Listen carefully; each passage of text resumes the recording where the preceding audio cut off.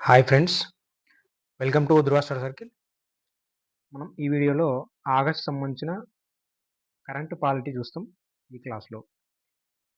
కంప్లీట్‌గా మంత్‌కి సంబంధించి పాలిటీ అంశాలు ఏవైతే ఉన్నాయో, ఆ అంశాలు మనం ఈ వీడియోలో చూస్తాం. దీని తర్వాత మనము ఆగస్ట్‌కి సంబంధించిన కరెంట్ అఫైర్స్ ఏవైతే ఉంటాయో సబ్జెక్ట్ వైస్‌గా చూడడానికి ప్రయత్నం చేద్దాం. ఈ వీడియోలో మనమైతే పాలిటీ కరెంట్ అఫైర్స్ చూద్దాం. ఫస్టు 2023 సంబంధించిన ఇయర్‌కి పౌరసత్వం వదులుకున్న వారి సంఖ్య అని చెప్పేసి మనకు వార్తల్లో ఉన్న అంశం ఒకటుంది. అది మనకు ఎంత ఉందంటే 2,16,219 మంది మనకి భారత పౌరసత్వాన్ని వదులుకున్నారని జెప్పేసి మనం జూసుకోవాలి. ఇది అంతకుముందు మనకు 22లో ఏ విధంగా ఉందంటే 2,25,000 ఉండే. ఇది మనకు తగ్గింది ప్రస్తుతానికి. అదొకటి జూసుకోవాలి. నెక్స్ట్ ఇది వెరీ ఇంపార్టెంట్ అంశం మనందరికి తెలుసు. ఏందంటే ఎస్సీ, ఎస్టీ ఉపవర్గీయులపై మనకి సుప్రీం కోర్టు తీర్పు ఇవ్వడం జరిగింది. అది మనకి 7 మెంబర్స్ బెంచ్. ఈ 7 మెంబర్స్ బెంచ్‌లో 6:1గా ఈ తీర్పయితే వెలువడింది. ఈ 1 ఎవరంటే మనకి బేలా త్రివేది అని జెప్పేసి దీనికి యాక్సెప్ట్ చేయలేదు. అసమ్మతి మాత్రం తెలపడం జరిగింది. దీంట్లో మనకి ఈ Devender Singh versus state of Punjab అని జెప్పేసి మనం గుర్తుపెట్టుకోవాలి కేస్ పేరు. Devender Singh versus state of Punjab. అయితే ఈవీ చిన్నయ్య వర్సెస్ ఏపీ 2004 మనకి రివర్స్ చేసింది. ఈవీ చిన్నయ్య ఏం చెప్తాడు, దాని తర్వాత ఎలాంటి కేసులున్నాయి ఈ ఎస్సీ, ఎస్టీ ఉపవర్గీకరణ మీద అని చెప్పేసి మనం ఈ వీడియోలో ఈ అంశాలు మనం చూస్తే, తీర్పు అంశాలేందంటే మనకు ఇక్కడ క్లాస్ లేదా నాట్ అని చెప్పేసి ఉంటాయి. అంటే ఒక సజాతీయ సమూహంగా మాత్రం పేర్కొనలేదు అని చెప్పేసి ఈ తీర్పు అంశాల్లో చూడాలంటే క్లాస్‌కు మాత్రమే చూడడం జరిగింది. లేదంటే నాట్ అని చెప్పేసి. అట్లా ఆర్టికల్ 341 మనకు తెలుసు ఇది ఎస్సీల గుర్తింపు ఆర్టికల్. 341 ప్రకారం మనకు రాష్ట్రపతి ఎస్సీలను ఐడెంటిఫై చేస్తాడు, గుర్తిస్తాడు. అది 341. రెండో అంశం చూస్తే తీర్పు అంశాల్లో మనకి రాష్ట్రపతి నోటిఫై చేసిన జాబితాలో మనకు రాష్ట్రాలు ఉపవర్గీకరణ చేయవచ్చు అంటే చేసుకోవచ్చు 100%. ఎందుకంటే మనకు 15(4) అండ్ 16(4) అని చెప్పేసి ఎడ్యుకేషన్‌లో అదేవిధంగా జాబ్‌లో మనకి ఉంటది. 15(4) అనేది ఎడ్యుకేషన్, 16(4) అనేది మనకి జాబ్‌లో రిజర్వేషన్ అని చెప్పేసి మనం చూసుకుంటాం. అందులో ఈ నాట్ అడెక్వసీ రిప్రజెంటేషన్ అయితే మనకి స్పెషల్ ప్రొవిజన్స్ కల్పించవచ్చు. ఒకవేళ మనకు అడెక్వెన్సీ రిప్రజెంటేషన్ అనేది లేకపోతే దీని ప్రకారం 15(4), 16(4) ప్రకారం మనకు స్పెషల్ ప్రొవిజన్ కల్పించవచ్చు అని చెప్పేసి చూసుకోవాలి. అయితే దాంట్లో థర్డ్ అంశం ఏందంటే మనకి ఉపవర్గీకరణ కోసం డేటా మనకు వెనుకబడి ఉన్నట్టుగా లేదా తగినంత ప్రాతినిధ్యం లేదని మనకు రాష్ట్రాలు నిరూపించి మాత్రమే డేటా కలిగి ఉంటే మాత్రమే ఇక్కడ మనము ఈ ఉపవర్గీకరణ అయితే చేయొచ్చు అని చెప్పేసి చెప్పొచ్చు. రైట్. ఇంకొకటి నాలుగో అంశం చూస్తే షెడ్యూల్ కులాలకు క్రిమిలేయర్ వర్తింపు అని చెప్పేసి దీంట్లో మనకు జస్టిస్ గవాయ్ అయితే సపోర్ట్ చేయడం జరిగింది. అంటే క్రిమిలేయర్ అంటే మనకు ఈ జనరల్ బీసీ వాళ్ళకైతే మనకి ఇప్పుడు 8 లాక్స్ మనకి థ్రెషోల్డ్ ఉన్నది కదా! అట్లా దీంట్లో కూడా కొంత క్రిమిలేయర్ అనేది వర్తింపజేయాలన్న దాని మీద జస్టిస్ గవాయ్ మనకు సపోర్ట్ అని చెప్పేసి గుర్తుపెట్టుకోవాలి. ఇక్కడ మనకు ఒక్కరు మాత్రం 60:1లో బేలా త్రివేది అసమ్మతి తెలిపింది. అదొకటి గుర్తుపెట్టుకోవాలా. సేమ్ అంశం ఇట్లా జస్టిస్ గవాయ్ మనకు క్రిమిలేయర్ వర్తింపు కోసం సపోర్ట్ అని చెప్పేసి అది గుర్తుపెట్టుకోవాలి. ఈ క్రిమిలేయర్ మీద మనకు జర్నల్ సింగ్ వర్సెస్ లక్ష్మీనారాయణ గుప్తా అని చెప్పేసి కేసు ఉంటది. ఈ క్రిమిలేయర్ మీద, షెడ్యూల్ కులాల మీద. ఓకే. ఇది మనకు అంశం. ఇంకా చూస్తే అయితే దీన్ని మనకు ఎట్లా స్టార్ట్ అయింది? ఎస్సీ ఉపవర్గీకరణ అంశం ఎట్లా తెర మీదకొచ్చిందని చూస్తే మనము 1994లో మనకు ప్రకాశం జిల్లాలో మందకృష్ణ మాదిగ మనకి ఎస్సీ ఉపవర్గీకరణ మీద ఆహ్, స్టార్ట్ చేస్తాడు 1994లో. 96లో మనకు ఆంధ్రప్రదేశ్ గవర్నమెంట్ మనకు రామచందర్ రాజు కమిషన్ అనేది ఏర్పాటు చేస్తది.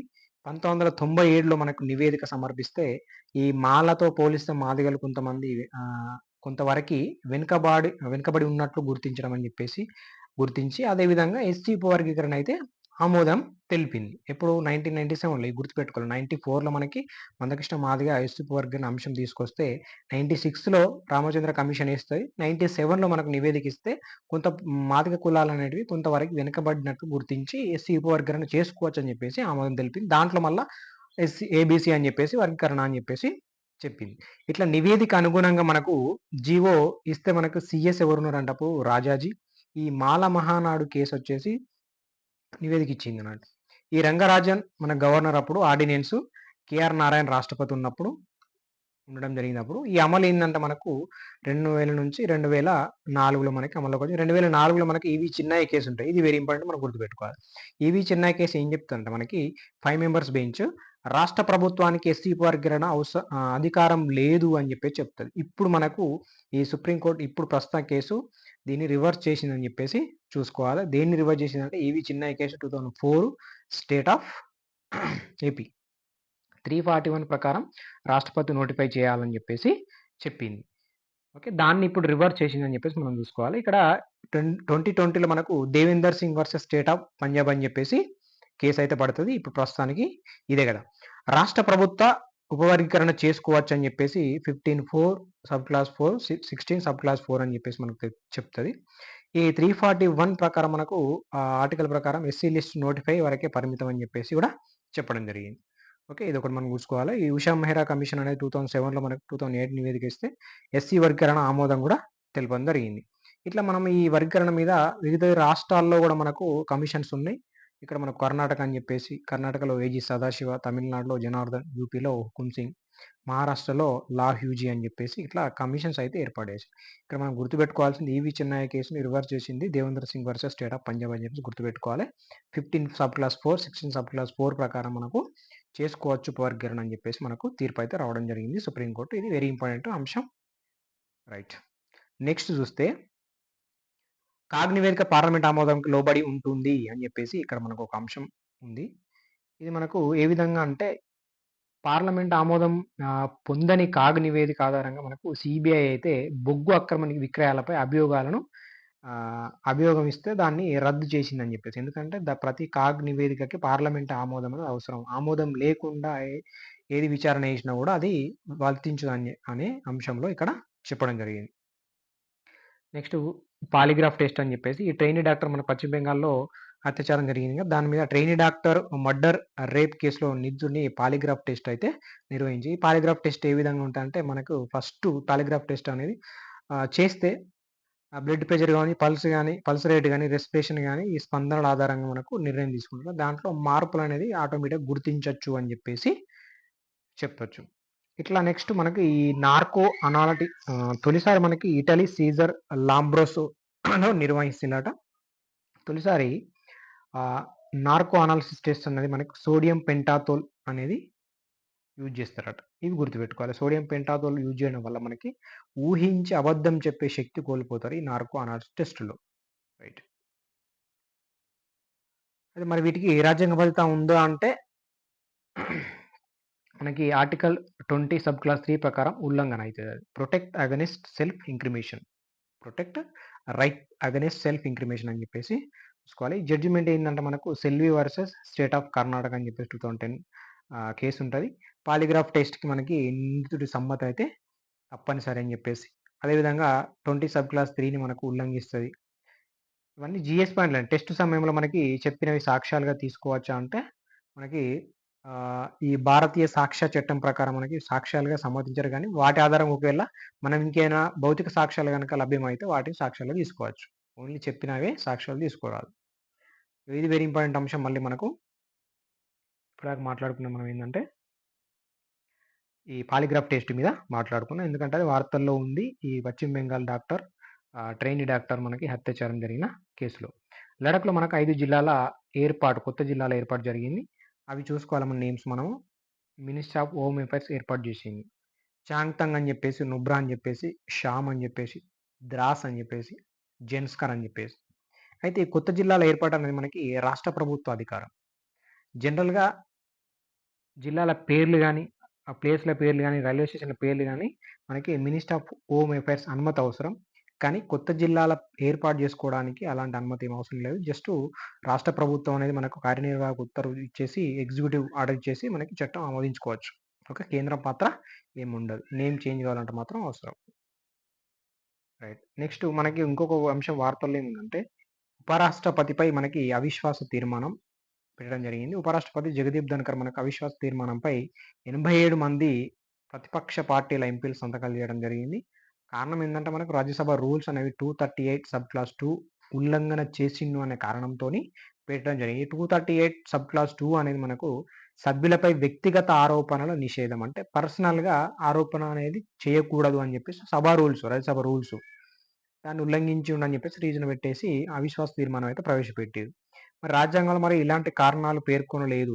రీజన్స్ పేర్కొనలేదు వ్యక్తిగతంగా ఇది, ఇది అని చెప్పేసి. కాకపోతే వ్యక్తిగతంగా ఆరోపణ చేయొద్దు అని చెప్పేసి నిషేధం ఉంది. అట్లా ఆర్టికల్ 67 ప్రకారం మనకి removal of vice president by RS resolution passed by an effective majority and Lok Sabha with simple majority. ఏం లేదు మనకి 67 ప్రకారం మనకి ఏం చెప్తుందంటే, మనము ఈ ఉపరాష్ట్రపతిని తొలగించాలంటే రాజ్యసభలో మనకి ఎఫెక్టివ్ మెజారిటీ, ప్రత్యేక మెజారిటీ అవసరం. అదేవిధంగా లోక్‌సభలో మనకి సాధారణ మెజారిటీ సరిపోతదని చెప్పేసి. అయితే మనకి ఇది తీర్మానం ప్రవేశపెట్టాలంటే కనీసం మనకు 14 రోజుల ముందు నోటీస్ ఇయ్యాలే మూవింగ్ రిజల్యూషన్ తీర్మానం ముందు. రైట్. నెక్స్ట్ ఇది వెరీ ఇంపార్టెంట్ అంశం. National commission of women chairman పదవి విరమణ చేయడం జరిగింది రేఖా శర్మ. జనరల్‌గా మనకు 2018 నుంచి 21 వరకు ఉన్నారు. 25 నుంచి 24 వరకు ఉండడం జరిగింది. అయితే స్టాట్యుటరీ బాడీ ఇది 1997 ద్వారా చట్టం చేసుకుంటే 1990 ద్వారా మనము 90 చట్టం చేసుకుంటే 92లో మనం ఇంప్లిమెంట్ చేసుకున్నాం. National commission for women. Right. ఇది వెరీ ఇంపార్టెంట్ అంశం మళ్ళీ. వక్ఫ్ బోర్డు మనకి బిల్లు అయితే సవరణ చేయడం జరిగింది. 1995 చట్టం సవరణ 2024 సంబంధించి. ఈ వక్ఫ్ ఆస్తి అంటే ఏంటంటే జనరల్‌గా మతపరమైన ధార్మిక సంస్థలు ఇవి ఉంటాయి కదా! వాటి కోసం ఈ ముస్లింలు డొనేషన్ చేస్తే ఏదైతే పర్సనల్ ప్రాపర్టీ ఉంటదో దాన్ని మనం వక్ఫ్ ఆస్తి అని చెప్పేసి అంటాం. అయితే మరి ఒక్కసారి వక్ఫ్ ఆస్తిగా డిక్లేర్ అయిందంటే అది మళ్ళీ మనము దాన్ని మార్చడానికి ఉండదు. అది ఆల్రెడీ వక్ఫ్ ఆస్తిగా ఉండిపోతది. అట్లా మనకు వ్యక్తులు వక్ఫ్ ఎలా పొందబడతాయంటే మనకి యాక్ట్ ఉన్నది. మనకి 1995 వక్ఫ్ యాక్ట్ అని చెప్పేసి. అది 54 సెంట్రల్ వక్ఫ్ యాక్ట్ అని స్థానంలో రావడం జరిగిందట 1995. అయితే ఈ సెంట్రల్ వక్ఫ్ కౌన్సిల్ 1964లో స్థాపిస్తే స్టాట్యుటరీ బాడీ స్థాపించడం జరిగింది. దీంట్లో మార్పులొచ్చేసి మనకు నేమ్ చేంజ్. ఇప్పుడు ప్రస్తుతానికి ఏం మార్పులు మనం సవరించుకున్నాం కదా! ఏం మార్పులొచ్చినాయి అంటే ఫస్ట్ నేమ్ చేంజ్ అయింది. యూనిఫైడ్ వక్ఫ్ బోర్డ్ నేమ్ ఎట్లా మారవడం జరిగిందంటే unified Waqf management, empowerment, efficiency development act 1995 అని చెప్పేసి మార్చడం జరిగింది. ఇప్పుడు రెండో అంశం ఏందంటే స్టేట్ వక్ఫ్ బోర్డ్ కంపోజిషన్ ఎట్లా ఉంది అంటే ఇప్పుడు ఇంతకుముందు ఏందంటే ఓన్లీ ముస్లిం వాళ్ళే ఉండేవాళ్ళు. ఇప్పుడు అలౌయింగ్ నాన్ ముస్లిం సీఈఓ కూడా చేయొచ్చు. అట్‌లీస్ట్ మనకి 2 నాన్ ముస్లిం మెంబర్స్ ఉండాలి. అదేవిధంగా 2 వుమెన్స్ ఉండాలి. ఇది మనకి కంపోజిషన్ అనేది చేంజ్ అయింది. నేమ్ చేంజ్ అయింది. కంపోజిషన్ చేంజ్ అయింది. నాన్ ముస్లిం సీఈఓ ఉండొచ్చు. అట్‌లీస్ట్ నాన్ ముస్లిమ్స్ ఇద్దరు ఉండొచ్చు. అదేవిధంగా ఇద్దరు వుమెన్స్ ఉండాలి. వాక్ బై యూజ్ రద్దు అని చెప్పేసి. అంటే కనీసం మనకి 5 ఇయర్స్ ఇస్లాం ఆచరించిన వారినే మనకి చట్టపరంగా ఈ ఆస్తి యజమానులుగా మనకు గుర్తిస్తది. అధికార దస్తావేజుల ద్వారా వక్ఫ్ అయితే బదిలీ చేస్తది. ఇవి అంశాలు మనకి 3 అంశాలు చూసుకోవాలి. ఎందుకంటే స్టేట్మెంట్ రూపంలో ఇవే రావచ్చు మనకి. చూసుకోవాలి. రైట్. నెక్స్ట్ ఏపీ ప్రభుత్వం అనేది మనకు ఈ 2 చైల్డ్ పాలిసీని రద్దు చేయడం జరిగింది. అంటే ఇద్దరు పిల్లలున్న వాళ్ళని ఈ స్థానిక సంస్థల్లో వారికే పోటీ చేసే అవకాశం ఉందని చెప్పేసి ఒక అంశం ఉంది కదా! దాన్ని మనకి ఏపీ గవర్నమెంట్ అయితే రద్దు చేయడం జరిగింది. నెక్స్ట్ ఇది ఇంపార్టెంట్ అంశం మనకి జాయింట్ పార్లమెంటరీ కమిటీ అని చెప్పేసి మనకి ఏర్పాటు చేసిండ్రు. అట్లా మనకి లోక్‌సభలో 21 మంది, రాజ్యసభలో 10 మంది, మొత్తం 31 మెంబర్స్. అంటే లోక్‌సభలో ఎంతైతే ఉంటదో దానికి రెట్టింపు ఆ రాజ్యసభలో ఎంతైతే ఉంటదో దానికి రెట్టింపు లోక్‌సభలో మెంబర్స్. ఈ వక్ఫ్ బిల్లు దృష్టిలో పెట్టుకొని 2024 సంబంధించి దాని సవరణ మీదనే ఈ జేపీసీ ఏర్పాటైతే లోక్‌సభ ఆమోదించింది కాబట్టి మనకు వార్తల్లో ఉంది. జాయింట్ పార్లమెంటరీ కమిటీ మనకి ఏర్పాటు చేయబడిన తాత్కాలిక కమిటీ. జస్ట్ ఏందంటే ఆ అంశం అయిపోయిన తర్వాత అది రద్దయిపోతది ఆటోమేటిక్‌గా. జస్ట్ తాత్కాలిక కమిటీ అని చెప్పేసి చూసుకోవాలి. మరి ఎట్లా ఏర్పాటు చేస్తారు? ఒక సభ తీర్మానం చేయాలా, రెండవ సభ అనేది ఆమోదిస్తే మనకి ఏర్పాటు చేసుకోవచ్చు ఈ జాయింట్ పార్లమెంట్ కమిటీ. రెండో అంశం ఏందంటే జాయింట్ పార్లమెంట్ కమిటీపై ఉభయ సభల అధ్యక్షులు మనకు ఒకరికొకరు లేఖ రాసుకోవడం అనేది ఉంటది. మరి సభ్యులు రాజ్యసభతో పోలిస్తే లోక్‌సభలో మనకు రెట్టింపు ఉండాలి. ఎంతమంది అనేది నాట్ ఫిక్స్‌డ్ కాకపోతే రెట్టింపు అయితే ఉండాలి. ఎందులో అనేది ఎక్కువ మంది అనేది చూసుకోవాలి మనము. లోక్‌సభలో ఎక్కువ మంది. ఈ జేపీసీ చైర్మన్ ఎవరు చేస్తారంటే మనకి ఎవరు ఎన్నుకుంటారంటే జేపీసీ ఏ సభ అయితే ఏర్పాటు చేస్తదో ఆ సభ అధ్యక్షుడు ఉంటారు కదా! రాజ్యసభ అయితే చైర్మన్, లోక్‌సభ అయితే స్పీకర్ వాళ్ళను నియమించడం జరుగుతది. అది చూసుకోవాలి మనం. ఒక సభ తీర్మానిస్తది. ఒక సభ ఆమోదిస్తది. అట్లా ఏర్పాటు చేస్తారు. ఏ సభ అయితే ఏర్పాటు చేస్తదో ఆ సభ అధ్యక్షుడు మనకి జేపీసీ చైర్మన్‌గా నియమిస్తారు. జేపీసీ పదవి కాలం ఎంత అంటే పని పూర్తయ్యే వరకు. ఆ అంశం కంప్లీట్ అయ్యే వరకు మాత్రం ఉంటది. తర్వాత రద్దయిపోతది. జేపీసీ అధికారాలు మనకు సాక్ష్యాల కోసం పిలవవచ్చు. దాని తర్వాత జేపీసీ నివేదిక అనేది ఇప్పుడేయాలని ఏముండదు. Not binding on govt. Okay. అది జేపీసీ వెరీ ఇంపార్టెంట్ చూసుకోవాలి. నెక్స్ట్ రాహుల్ గాంధీ భారత పౌరసత్వం రద్దు చేయబడిన కేసు అని చెప్పేసి మనకు వార్తల్లో ఉంది. రాహుల్ గాంధీ పలు సందర్భాల్లో మనకు బ్రిటిష్ జాతీయతను ప్రకటించిండట. అందుకోసం అని చెప్పేసి మనం ఢిల్లీ హైకోర్టులో బీజేపీ నేత సుబ్రహ్మణ్య స్వామి మనకు పిటిషన్ వేయడం జరిగింది. ఇక్కడ యూకేలో మనకి బ్యాకప్ లిమిటెడ్ అనే సంస్థ వార్షిక రిటర్న్‌లో రాహుల్ గాంధీ తన జాతీయతను బ్రిటిష్‌గా ప్రకటించుకున్నారని చెప్పేసి ఆరోపణ ఉందంట. అది మనకి ఆర్టికల్ 9 ప్రకారం ఏం చెప్తదంటే స్వచ్ఛందంగా విదేశీ పౌరసత్వం పొందిన వ్యక్తులకు ఆటోమేటిక్‌గా భారత పౌరసత్వం అనేది కోల్పోతారు. ఆటోమేటిక్‌గా కోల్పోతారు. అదేవిధంగా 1955 పౌరసత్వ చట్టం ప్రకారం మనకు బై టర్మినేషన్ సమాపనం ద్వారా కూడా రద్దయిపోతది. టర్మినేషన్ కాలం అయిపోతే రద్దయిపోతది. రైట్. నెక్స్ట్ ఈ పార్లమెంటరీ కమిటీ నియామకం ఉన్నదిగా మనకి. కొన్ని పార్లమెంటరీ కమిటీ నియామకం జరిగింది 2024, 25 సంబంధించి. అందులో పబ్లిక్ అకౌంట్ కమిటీ ఆహ్, అధ్యక్షులుగా మనకు చైర్మన్‌గా కేసీ వేణుగోపాల్. ఎస్టిమేషన్ కమిటీ ఏమో సంజీవ్ జైష్వాల్. ఇది మనం గుర్తుపెట్టుకోవాలండి. పీఏసీ అంటే PAC, KC. Next estimate Sanjeev Jaiswal. Public undertaking Baijayant Panda. Public Panda. ఇట్లా చూసుకోవాలి. Public Panda. Next welfare of other backward classes. Okay. Ganesh Singh. Ganesh Singh. Next welfare of SC and ST. Okay. SC and ST Faggan Singh Kulaste. SC and SC అనేది కులం కదా, అట్లా కులస్తే అని చెప్పేసి చూసుకోవాలి. జస్ట్ మనం గుర్తుపెట్టుకోవడానికి key points. PAC, KC, estimates Sanjeev Jaiswal, public Panda, backward Ganesh Singh, SC ST Kulaste. ఇవి మనకు పార్లమెంటరీ కమిటీ యొక్క నియామకం జరిగింది. నెక్స్ట్ సీనియర్ అడ్వకేట్స్ హోదా. మరి సీనియర్ అడ్వకేట్స్ హోదా అనేది మనకు వార్తల్లో ఉంది. సుప్రీంకోర్టు 39 మంది లాయర్లకు మనకు సీనియర్ అడ్వకేట్స్ హోదా అనేది ఇవ్వడం జరిగింది. ఇందులో 10 మంది మహిళలున్నారు. రీసెంట్‌గా మనకు జనవరి 2024లో 11 మంది మహిళలకు ఒకేసారి సీనియర్ అడ్వకేట్ హోదా ఇయ్యడం అనేది ఇది ఒక రికార్డ్ మనం చూసుకోవాలి. ఇప్పుడు 10 మంది. మొత్తం 21 మంది మహిళలు. అయితే ఈ వెల్ నోన్ నేమ్స్ ఏమున్నాయంటే మనకు ఒకటి బన్సూరి స్వరాజ్, అదేవిధంగా మనం ఇన్ని పేర్లు గుర్తుపెట్టుకోలేం కదా! కొన్ని ఇందిరా సాహిని అని చెప్పేసి. వీళ్ళు మహిళలు. మరి జనరల్‌గా ఎట్లా నియమిస్తారంటే దీనికి స్కోరింగ్ ఉంటది. ఏందంటే అడ్వొకేట్స్ యాక్ట్ 1961 సెక్షన్ 16 ప్రకారం మనకు సీనియర్ అడ్వకేట్స్ లేదా అదర్ అడ్వకేట్స్ అని చెప్పేసి ఉంటారు. ఈ న్యూ గైడ్‌లైన్స్ ప్రకారం మనకు మినిమమ్ ఏజ్ ఎంత ఉండాలంటే 45 ఇయర్స్ ఏజ్ ఉండాలి. ఈ సీనియర్ అడ్వకేట్స్ అనే కమిటీ మనకు రిలాక్సేషన్ ఇవ్వచ్చు. ఈ publication of academic articles teaching అనేది 5 మార్క్స్ ఉంటాయి. అదేవిధంగా జడ్జిమెంట్స్ 50 మార్క్స్ ఉంటాయి. దీని ప్రకారం మనకు ఈ సీనియర్ అడ్వకేట్స్ ఆ హోదా అయితే ఇస్తారు. రైట్. ఇది ఇంకొక అంశం ఏందంటే గనులపై పన్నులు, రాయల్టీ వాపస్ అని చెప్పేసి మన వార్తల్లో ఉంది. 1 ఏప్రిల్ 2005 నుంచి కేంద్రం వసూలు చేసే ఈ పన్నులు, రాయల్టీలు గాని ఆయా రాష్ట్రాలకి 12 ఏళ్లలో విడతల వారీగా చెల్లించాలని చెప్పేసి సుప్రీంకోర్టు తీర్పిచ్చింది. 2026 ఏప్రిల్ 1 నుండి మనకి ఇది స్టార్ట్ అయితది. అప్పటినుంచి ఇచ్చేయాలి 12 ఏళ్లలో అని చెప్పేసి. ఈ రీసెంట్ తీర్పు ఏందంటే mineral area development authority versus steel authority of India. దీని లింకప్ ఏందంటే ఈ కేసులో గనులు, ఖనిజ భూములపై పన్నులు విధించే అధికారం రాష్ట్రాలదే అని చెప్పేసి సుప్రీంకోర్టు తీర్పిచ్చింది. ఇది మనకి వెరీ ఇంపార్టెంట్. మనం కేసు పేరు గుర్తుపెట్టుకోవాలి. మినరల్ ఏరియా డెవలప్‌మెంట్ అథారిటీ అని చెప్పేసి. ఏమిచ్చిందంటే రాష్ట్రాలకు అధికారం ఉంది. ఈ గనులు గాని, ఖనిజ భూములపై పన్ను విధించే అధికారం అని చెప్పేసి. ఇంతకుముందు జస్ట్ జనరల్‌గా మనకి సెంట్రల్‌కి ఉండే. ఆ సెంట్రల్ చేసింది కాబట్టి అది 12 సంవత్సరాల్లో కంప్లీట్‌గా అది స్టేట్స్‌కి ఇవ్వాలని చెప్పేసి టైమ్ బాండ్ పెట్టింది. 2006 ఏప్రిల్ నుండి 1 నుంచి 12 ఇయర్స్. ఓకే. నెక్స్ట్ ఇక్కడ మనకొకటి లాటరల్ ఎంట్రీ అని చెప్పేసి మనకొకటి అంశం వార్తల్లో ఉంది. అయితే ఈ లాటరల్ ఎంట్రీ యాడ్ రద్దు చేయాలని యూపీఎస్సీకి అయితే గవర్నమెంట్ లేఖ రాసిందట. లాటరల్ ఎంట్రీ ఏందంటే ఈ 2018లో ప్రవేశపెట్టిన నీతి ఆయోగ్ సిఫార్సు చేస్తే మనకు ఈ రెండో ఎస్ఆర్‌సీ కూడా దీన్ని సూచించింది. బస్వాల్ కమిటీ అని చెప్పేసి.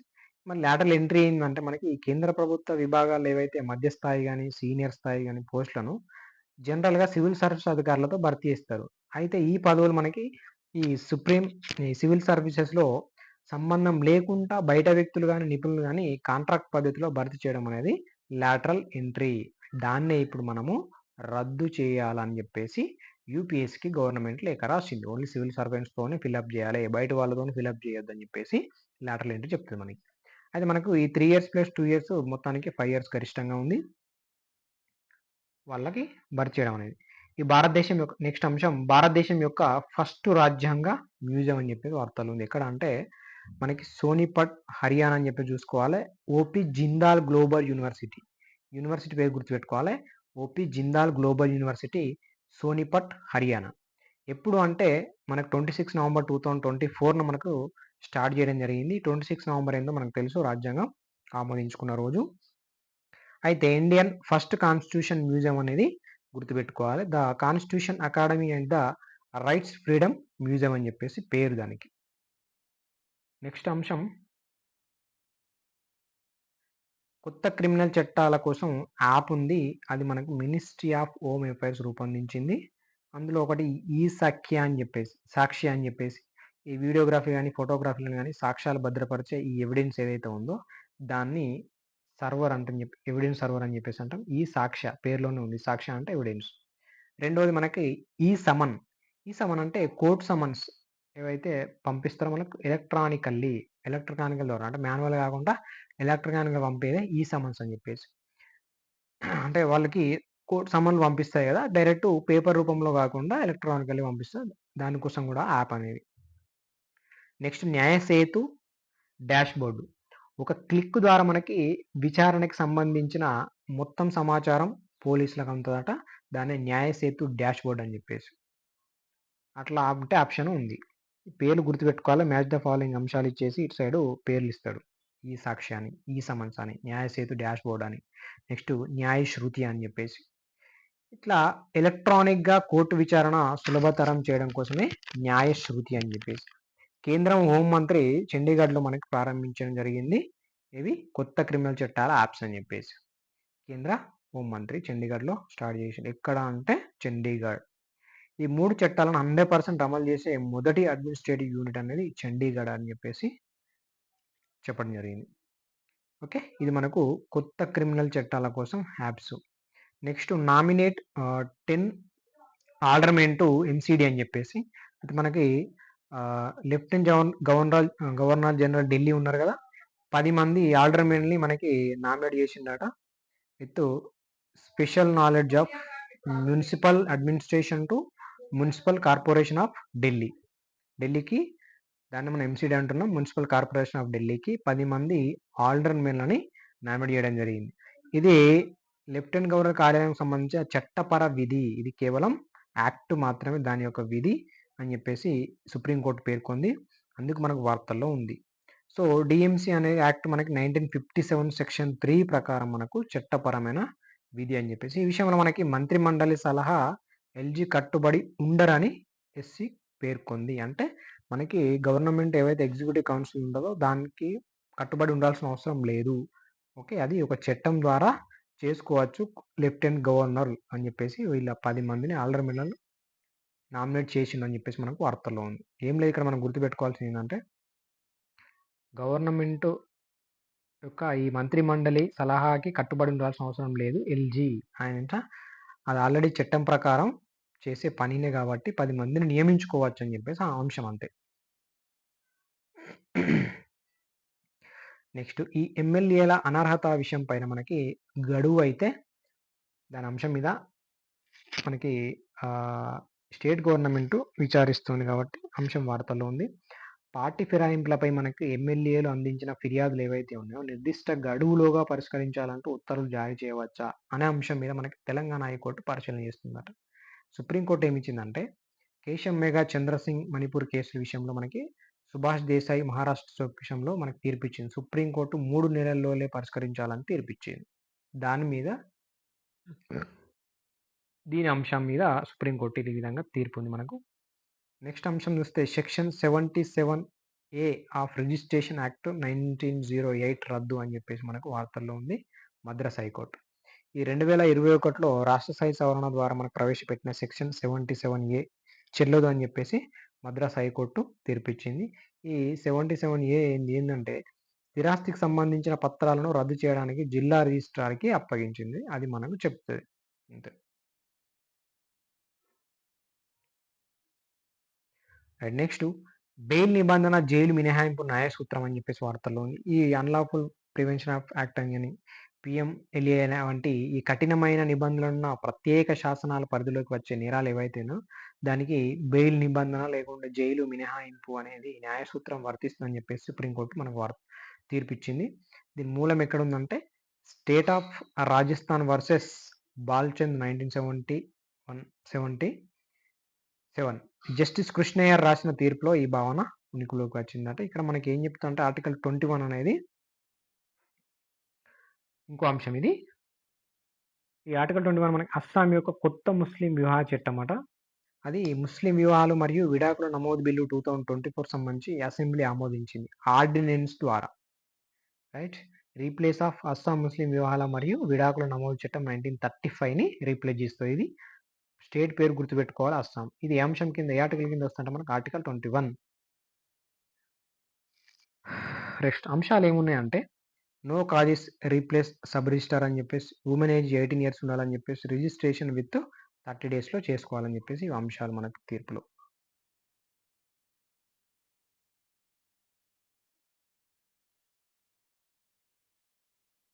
రైట్. నెక్స్ట్ ఈ national commission for allied and health care profession NCAHP act 2021 అని చెప్పేసి వార్తల్లో ఉంది. ఇదేంటంటే మనకు యూనియన్ అండ్ స్టేట్స్ ఎన్సిఏహెచ్పి చట్టాన్ని 2 నెలల్లో అమలు చేయడానికి అవసరమైన చర్యలు తీసుకోవాలని చెప్పేసి సుప్రీంకోర్టు ఆదేశాలు అక్టోబర్ 12 వరకు ఇవ్వడం జరిగింది. ఈ చట్టం అమలు కోసం మనకు minister of health and family welfare road map సిద్ధం చేస్తే దాదాపు 2 వారాల లోపే ఆన్లైన్ సమావేశం ఏర్పాటు చేయాలని చెప్పడం జరిగింది. యూనియన్ అండ్ స్టేట్స్ 2 నెలల్లో అమలు చేయడానికి అవసరమైన చర్యలు తీసుకోవాలని చెప్పింది. హర్యానా అసెంబ్లీ అనేది ఎన్నికలకు వెళ్తుంది.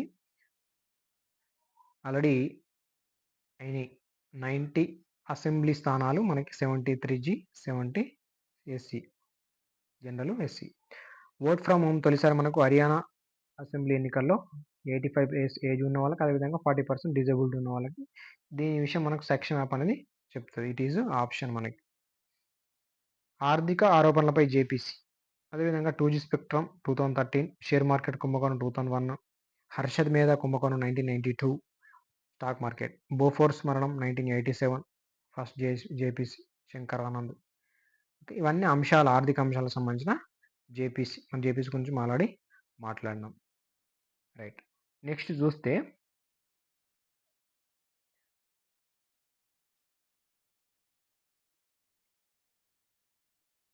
ఒక నిమిషం.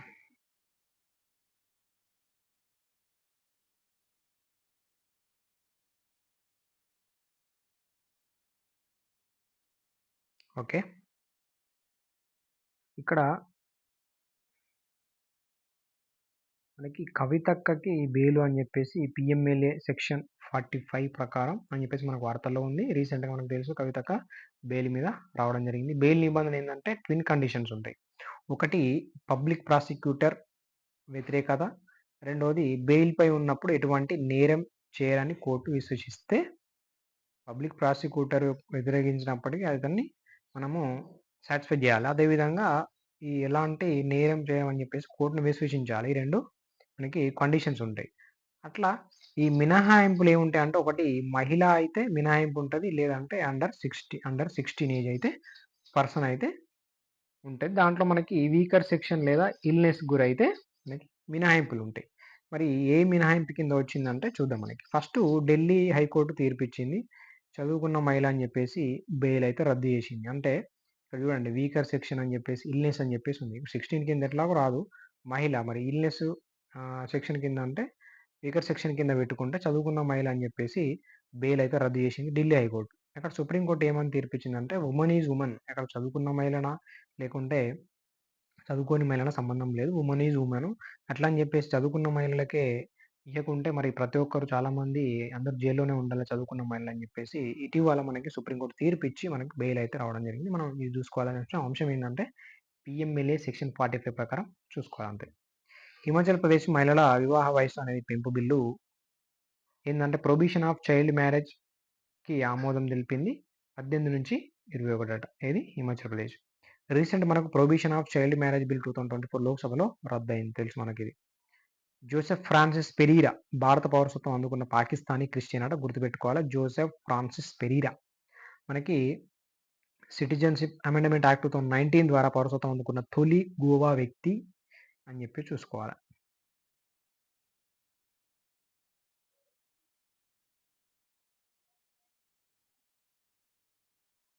Right.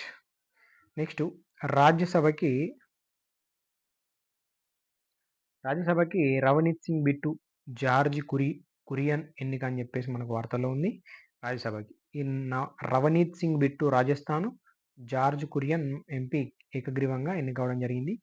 Minority affairs, fisheries ministry అని చెప్పేసి స్టేట్. మనకి ఆర్టికల్ 75 సబ్ క్లాస్ 5 ప్రకారం 164(4) ప్రకారం మనకు ఎన్నిక చేయడం జరుగుతుంది. తెలుసు మనకి ఇది. 75 సబ్ క్లాస్ 5 164 ఇది స్టేట్, సెంట్రల్. కేంద్ర మంత్రులు food processing industry ministry of state అయితే ఇచ్చినట మంత్రి. ప్రేమ్ ప్రకాష్ వర్సెస్ ఈడీ అని చెప్పేసి మనకు వార్తల్లో ఉంది. బెయిల్ నిబంధన జైలు మినహాయింపు సూత్రం పీఎంఎల్ఏకి వర్తిస్తుంది అని చెప్పేసి ఇక్కడ న్యాయ సూత్రం ఒకటి. ఇది స్టేట్ ఆఫ్ రాజస్థాన్ వర్సెస్ బాలాచంద్ అని చెప్పేసి 1977 కేసులో కృష్ణ గారు ప్రతిపాదించినట్టు. సెక్షన్ 377 బిఎన్ఎస్ అని చెప్పేసి వార్తలో ఉంది మనకు. ఐపీసీ 377 ఇద్దరు వయోజనుల మధ్య అసహజ శృంగారం అనేది నేరం అని చెప్పేసి నాకు చెప్తుంది. నవజోత్ సింగ్ జోహార్ వర్సెస్ యూనియన్ ఆఫ్ ఇండియా 377 డిస్క్రిమినలైజ్డ్ అని చెప్పేసి చెప్తుంది. ఈ బిఎన్ఎస్ మనకు భారతీయ న్యాయ సంస్థ ఉన్నది కదా, న్యాయ సంహిత అనేది there is no section 377 so నిర్బంధ అసహజ సంభోగం శిక్షార్హమే అని చెప్పేసి నిబంధనను బిఎన్ఎస్లో చేర్చినపై కేంద్రానికి సుప్రీంకోర్టు సూచించిందట. ఇది మనకు వార్తల్లో ఉంది. 377 ఏం చెప్తుంది? ఇద్దరు వయోజనుల మధ్య అసహజ శృంగారం అనేది నేరం అని చెప్పేసి చెప్తుంది. అట్లా సో నిర్బంధ అసహజ సంభవం శిక్షార్హమే అని చెప్పేసి ఇక్కడ మనకు చెప్తుంది.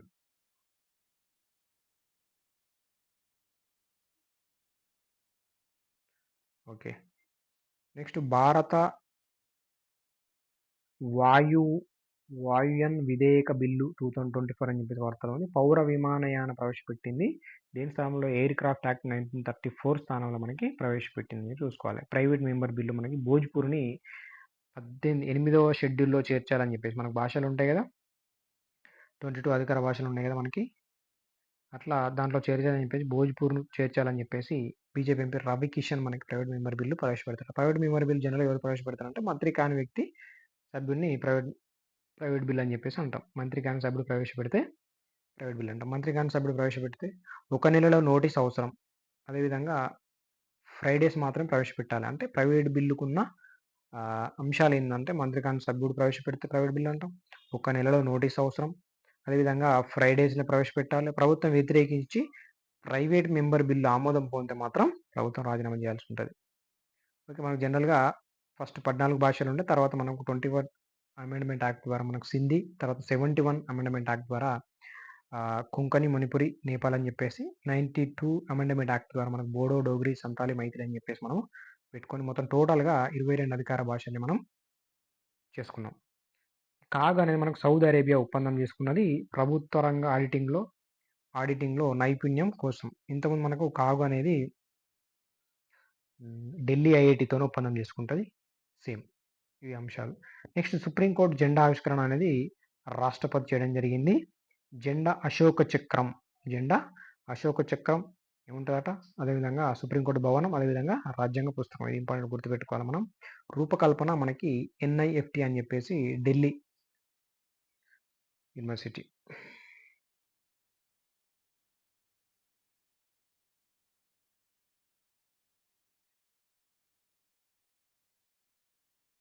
Right. Next public accounts committees మనకు వార్తల్లో ఉన్నాయి. పబ్లిక్ అకౌంట్స్ కమిటీ చైర్‌గా మన Congress MP KC Venugopal. Already చూసినాం మనం పీసీఏసీ అని చెప్పేసి, పీఏసీ, కేసీ అని చెప్పేసి. అయితే 22 ఎంపీలు మనకు అంటే అక్కడ జస్ట్ మనం ఒక పర్సనే కదా! ఇక్కడ మనకి పర్సన్స్ ఉంటారు. 22 ఎంపీలు మనకు లోక్‌సభ, 15 ఇక్కడ రాజ్యసభ 7 స్పీకర్ నియమించిండు.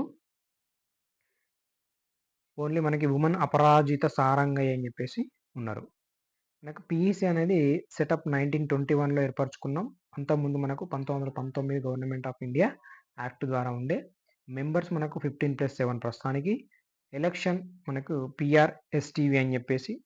చైర్మన్ కన్వెన్షన్ ప్రకారం లోక్సభలో ప్రతిపక్ష పార్టీ సభ్యుడు. టర్మ్ వచ్చేసి 1 ఇయర్. Ministry can't member. ఇక్కడ మినిస్ట్రీ మంత్రులు అనేవాళ్ళు పీఏసీలో సభ్యులు కాదని చెప్పేసి గుర్తుపెట్టుకోవాలి.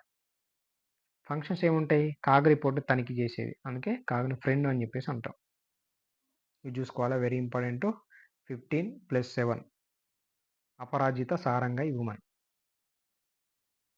నెక్స్ట్ అంశం మనకి యూపీ మత మార్పిడి నిరోధక చట్టానికి సవరణలు. లాస్ట్ అంశం. 2021 చట్టానికి సవరణలు. జరిమానాల పెంపు 50,000, ఓల్డ్ 15,000 ఉండే. శిక్ష మనకు 5 to 10 ఇయర్స్. అంతకుముందు 1 to 5 ఇయర్స్ ఉండే. ఎస్సీ, ఎస్టీ, మైనారిటీ ఉమెన్స్‌కి సంబంధించింది అయితే మనకు 5 to 14 ఇయర్స్ జైలు శిక్ష ఉండే. 1,00,000 జరిమానా ఉండే. ఇప్పుడు ఫిర్యాదు దాఖలు ఎవరైనా ఫిర్యాదు చేయవచ్చు మనకి. వాళ్ళు బాధిత వ్యక్తి లేకుంటే దగ్గరి బంధువులు. బెయిల్ నిబంధనలు మనకు కాగ్నిజబుల్ అండ్ నాన్ బెయిలబుల్ అని చెప్పి చూసుకోవాలి. ఇవి మనకు యూపీ మత మార్పిడి నిరోధక చట్టానికి సవరణలు చేసుకున్న సవరణలు. ఓకే. ఇది మనకి కంప్లీట్‌గా ఆగస్టు మంత్ సంబంధించిన current polity. Okay. Current polity అంశాలు కంప్లీట్‌గా. అవసరమైతే మనము 6 మంత్స్ కరెంట్ పాలిటీ అని చెప్పేసి చూసే ప్రయత్నం చేద్దాం. జనవరి నుంచి 6 మంత్స్ కాదు, 8 మంత్స్ ఆగస్ట్ వరకు. ఓకే. రైట్. నెక్స్ట్ పాలిటీ అంశాలు, ఎకనామీ అంశాలు మనము ఆగస్ట్ సంబంధించినవి చూద్దాం నెక్స్ట్ క్లాస్‌లో. ఓకే. Thank you.